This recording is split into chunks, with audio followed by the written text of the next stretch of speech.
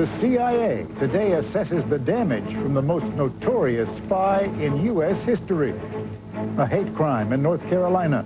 2 white soldiers accused in the random killing of 2 blacks. Welcome to Montana. And life in the fast lane.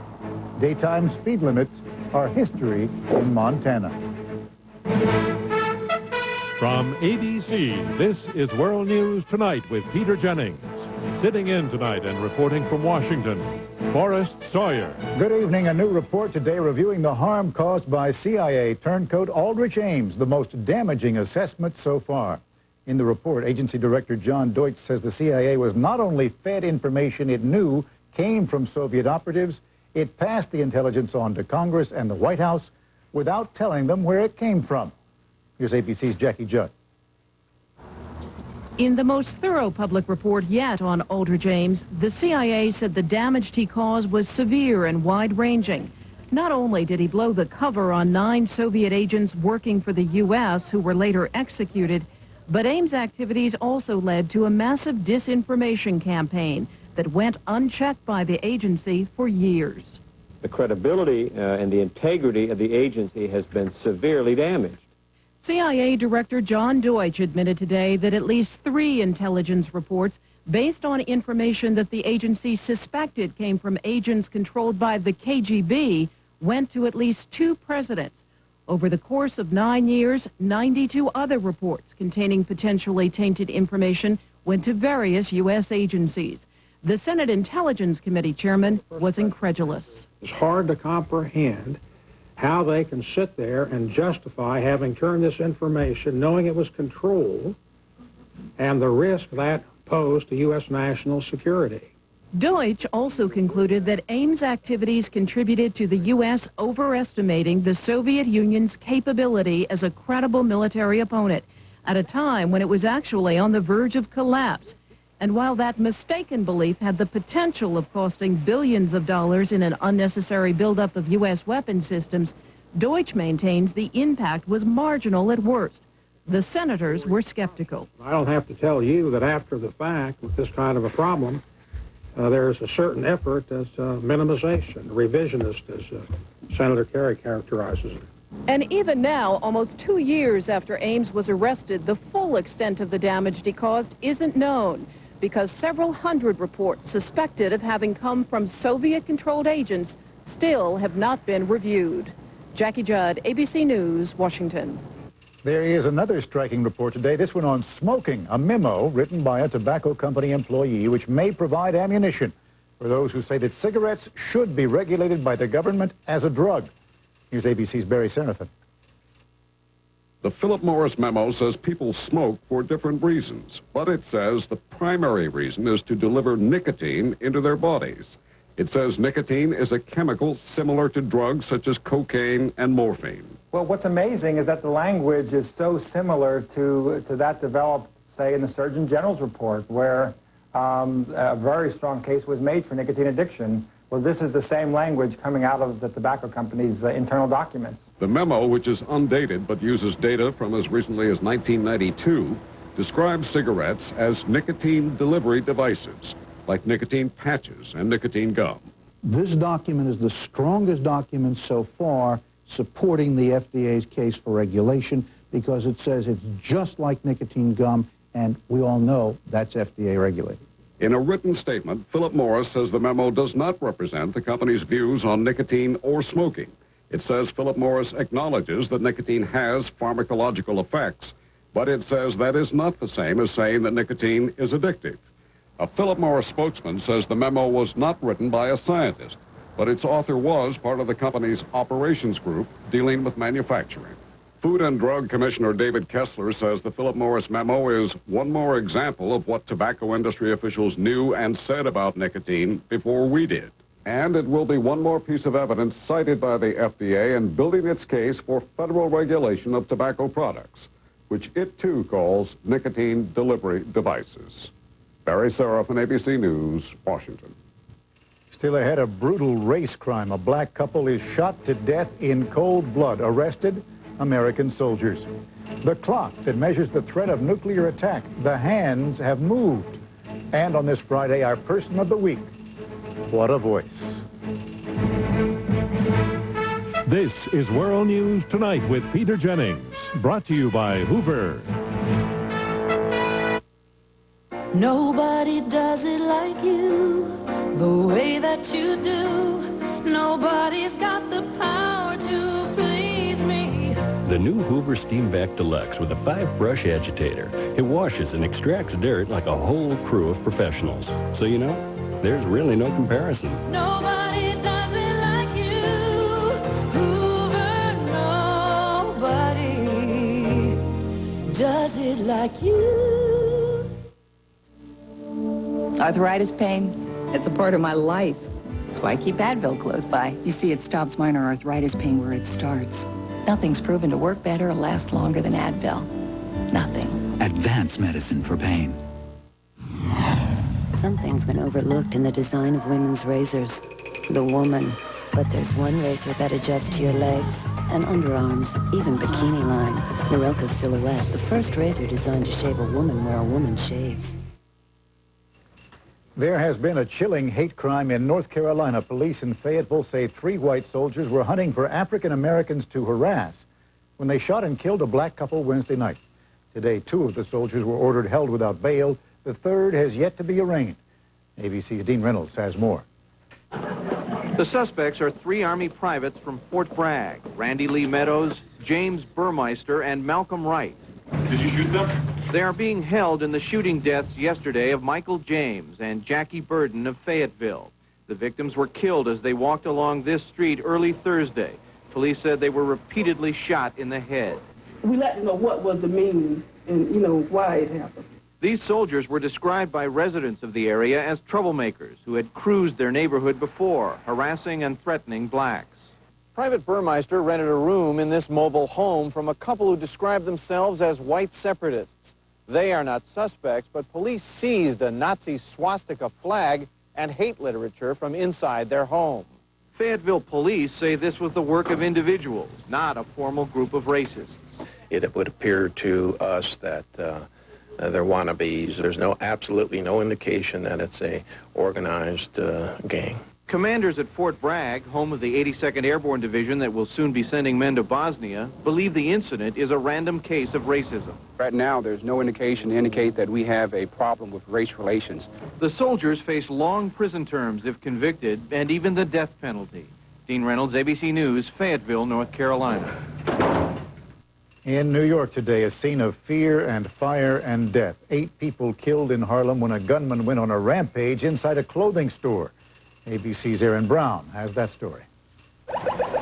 It was chaos on the main street of Harlem. There's a clear shot from here, from that building. And they want everyone here to be out over there. As police arrived, they knew only the barest and most chilling of facts. An armed man was inside a clothing store. He started yelling wildly to the occupants of the store to leave. And then he produced a handgun, he started firing the handgun. 4 people were hit and got out. 3 are in critical condition. The 4th just grazed. It is believed the gunman then set fire to the building, and it was the fire that caused most of the deaths. In the store, we have found 8 bodies. 4 bodies on the first floor of the clothing establishment, 4 in the basement. Among the dead, police believe, was the gunman. By mid-afternoon, New York police were saying very little beyond the number of dead and that the incident may have been related to an ongoing landlord-tenant dispute.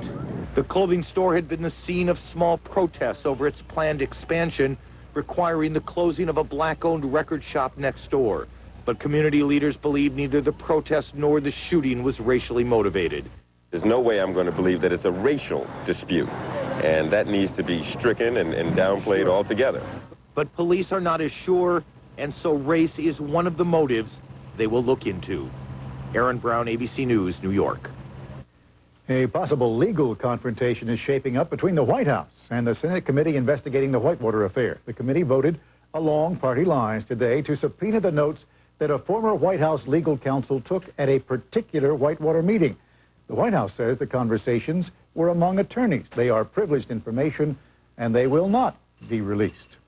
Hillary Clinton was on an important political assignment today in New Hampshire to register her husband for the Democratic primary on February 20th.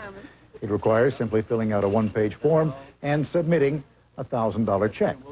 Senate Majority Leader Bob Dole was also there to register for the Republican primary. This is a race, he said, between himself and Bill Clinton. We'll be back in a moment.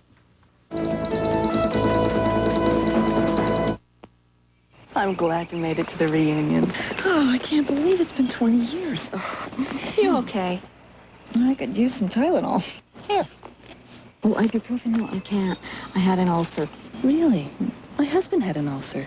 Oh, he should be careful. My doctor says ibuprofen can aggravate an ulcer. Tylenol just works great. If you're using ibuprofen, Tylenol may be safer for you. Talk to your doctor. 20 years later, you've still given me the answers. Are you ever going to listen? Oh, well, I'm the kind of light for your holiday list. I'll help you in so many ways. I'd make the perfect gift, 'cause I'm the snake light from Black & Decker. I get around, I'm the snake light. Out in Canyon City, Colorado, helping people is always in season at Sonny's Ace Home Center. And during the Ace Holiday Happening Sale, your local Ace can help you save on all your holiday favorites. That's why Ace is a place with a helpful hardware folks. When I was young, Mom was always making sure I ate right. It wasn't always easy. Well, now we're listening to our doctors and taking better care of our health with Ensure. Ensure is recommended #1 by doctors as a source of complete balanced nutrition. More than a vitamin supplement, Ensure has all the nutrients adults need to help stay healthy, active, be energetic. Drink Ensure as a meal. Or in between, Ensure. To your health, Mom. To our health. Ensure, recommended #1 by doctors.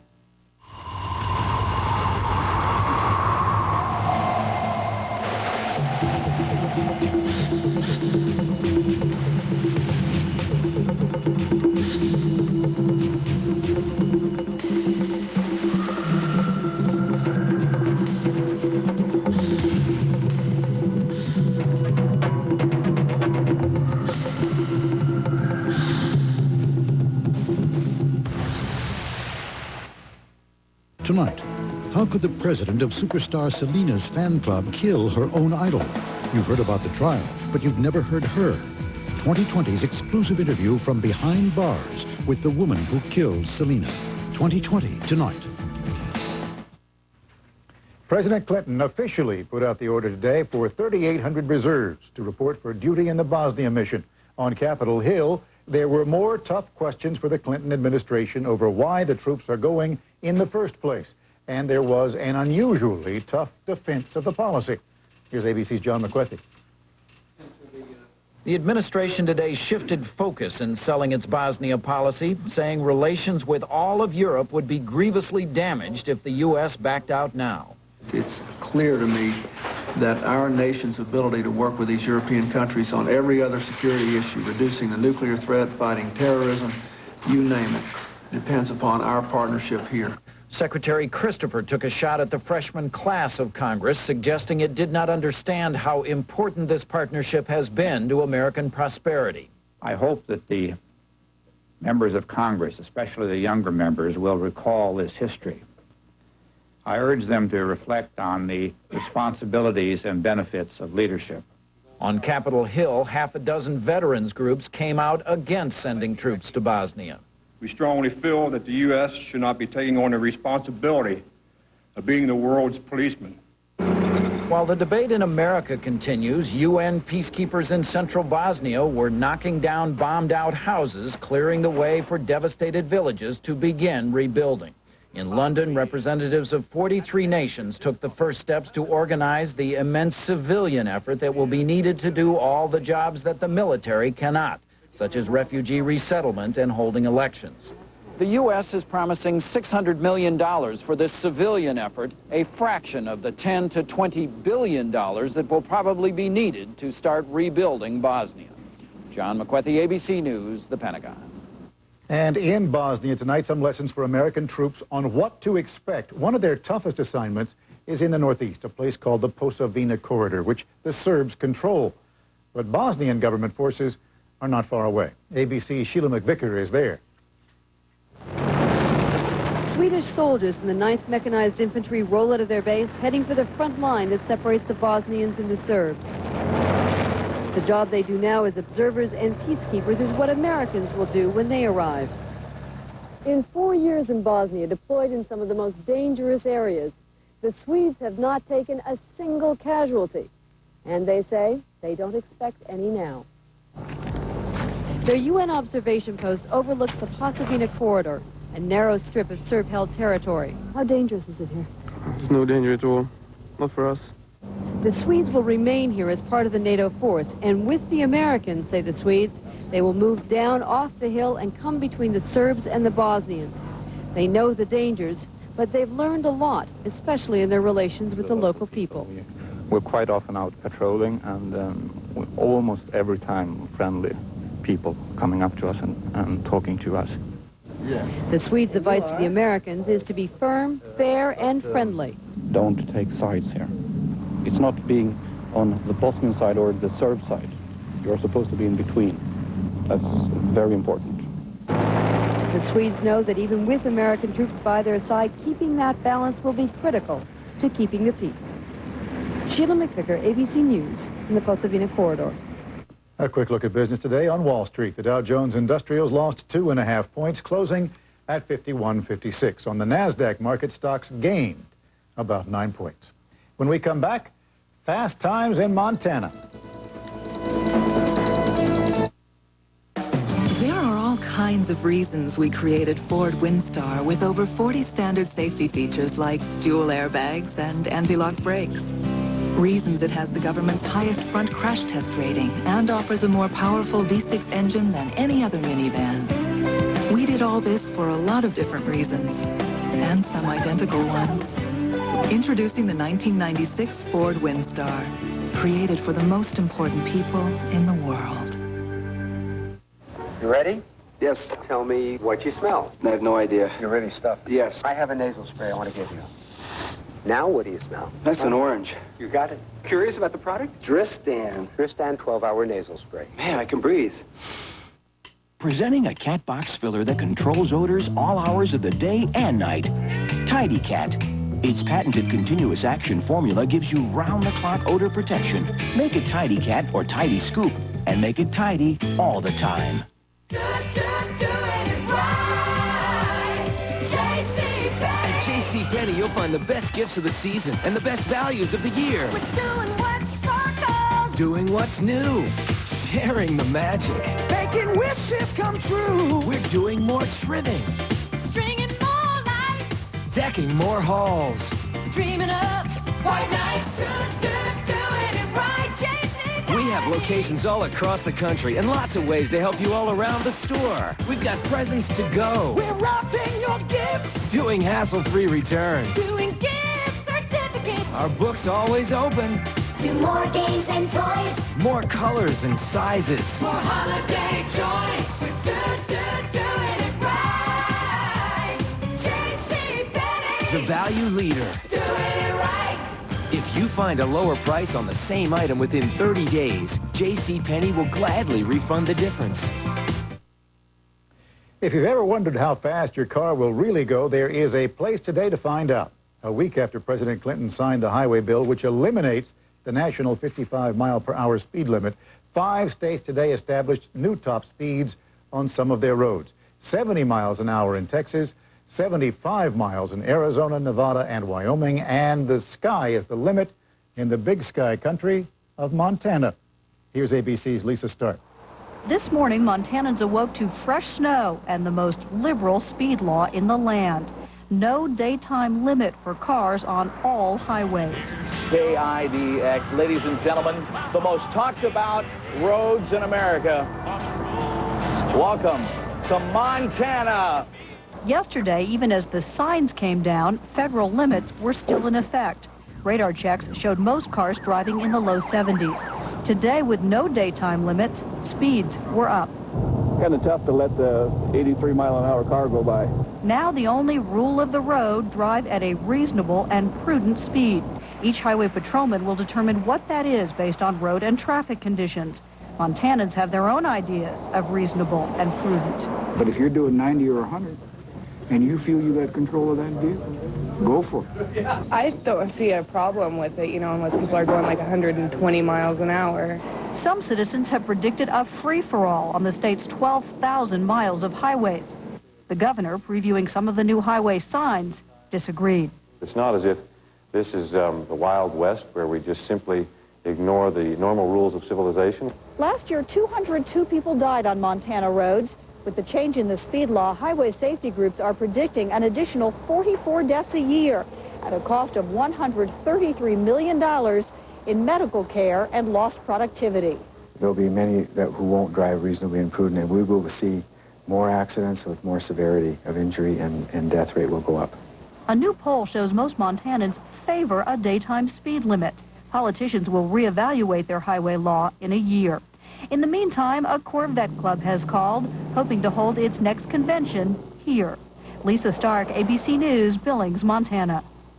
For the past 50 years, a group of distinguished scientists has been keeping track of how close it believes the world is to nuclear war. Their symbol is the so-called doomsday clock, where midnight means Armageddon. And today, the hands were moved. Here's ABC's Ron Claiborne. Today, we move the hands of the clock onto the scale to 14 minutes to midnight. The hand was moved 3 minutes closer than it's been since 1991, when the Cold War was ending, communism collapsing, the U.S. and Russians reducing their nuclear arsenals. Many of those promising developments from 4 years ago simply haven't matured. The scientists who set the doomsday clock say the U.S. and Russia still have 35,000 atomic weapons. Other countries like France are testing their own. And most ominously, there's the growing threat of nuclear terrorism. The possibility that terrorist groups might obtain nuclear weapons is a real danger. The clock came closest to midnight just 2 minutes away in 1953 when the U.S. and Soviet Union both tested hydrogen bombs. Since then, the clock's minute hand has been moved 13 times. And I think the clock portrays in just a very nice, simple, dramatic way where we are. Where we are today, say these scientists, is just a little bit closer to nuclear midnight. Ron Claiborne, ABC News, Chicago. An era passes. The Grateful Dead announced today that its long, strange trip is over. It has been 4 months since the Dead's leader, Jerry Garcia, died of a heart attack at the age of 53. And today, the remaining members issued a statement saying they had decided to call it quits. We'll be back in a moment. Hyperkeratosis? Symptom: persistent, itchy, flaky scalp. Solution: Neutrogena T-Gel. It works. Neutrogena T-Gel Shampoo. You in pain? Not now. My doctor gave me Tylenol, extra strength. Wait, Tylenol works after knee surgery? Here I am. From post-surgical pain to headaches, doctors recommend Tylenol the most.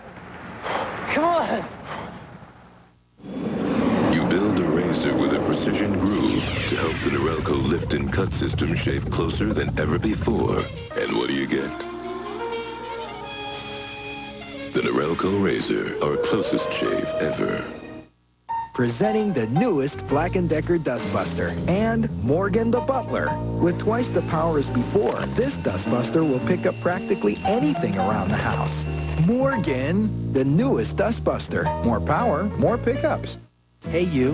Who, me? Look what Betty Crocker's whipped up. A richer-than-rich brownie bar. Ooh. That's totally fat-free. Fat-free? You heard me. Now all the best of Betty's in a fat-free, ready-to-eat brownie. New sweet rewards. Betty ought to get a reward for these. How about some cheese for your pizza or perfect salad shooter hash browns for breakfast? Vegetables sliced or shredded, and nothing tops a salad like Slicer Shredder from Presto. I'm Steve Dunn. Coming up on Channel 2 News at 6:30, we'll show you how winter's icy grip is giving the Northwest a big chill. And what's the secret behind the Winter Wonderland lights at Portland International Raceway? Join us at 6:30. Finally tonight, our person of the week. She is a star now, and more importantly, a role model. Her stage is the opera, and what's remarkable about this woman is how she got there. I would do this even if I weren't hired to do it, for my own pleasure.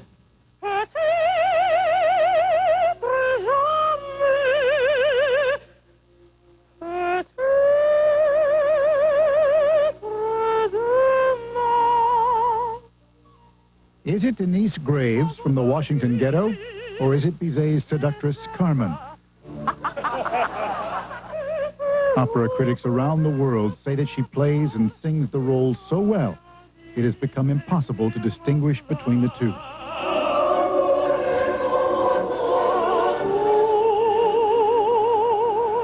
If Carmen is the ticket that takes me all over the world and gets my foot into the opera houses all over the world, then that's the, that's the horse I'm going to ride in on. There is perhaps more passion and drama in the story of Denise Graves than in the character she's become so famous for. Her voice was first heard in one of Washington, D.C.'s inner city neighborhoods, where it's tough to survive, and tougher still to get out. Her neighbors thought she was weird. I wasn't interested in the same things that they were interested in. So that made me different, and that made me, the weird girl, and I was ostracized because of that. Her early years matched the story of many inner-city families. Her father ran off when she was 2, leaving her mother to raise 3 small children alone. But the mother of Denise Graves worked hard to keep her children fed and keep them off the streets that destroy the lives of so many inner-city kids. Denise Graves' music teacher encouraged her singing and pointed her toward Washington's Duke Ellington School for the Performing Arts, where inner-city kids with talent are given a chance. On a school field trip to the Kennedy Center, she saw her first opera, and since then, it has consumed her life.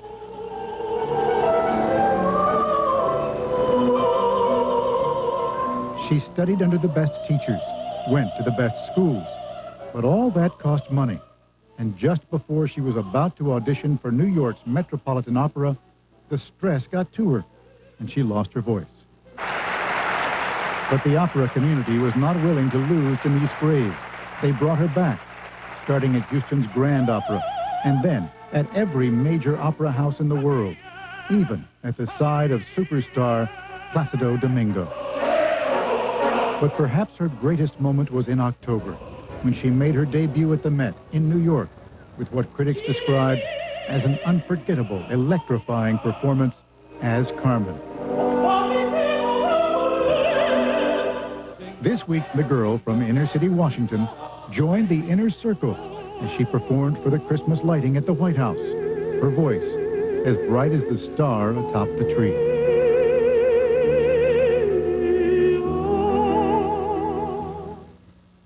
And so we choose Denise Graves. She likes to talk about how her mother tried to instill confidence in her and her siblings. Mother used to tell us, said Graves, that God had kissed our throats.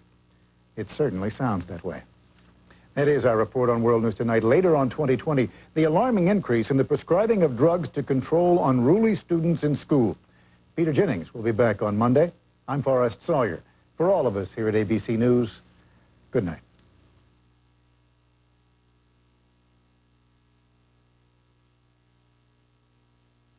This has been a presentation of ABC News.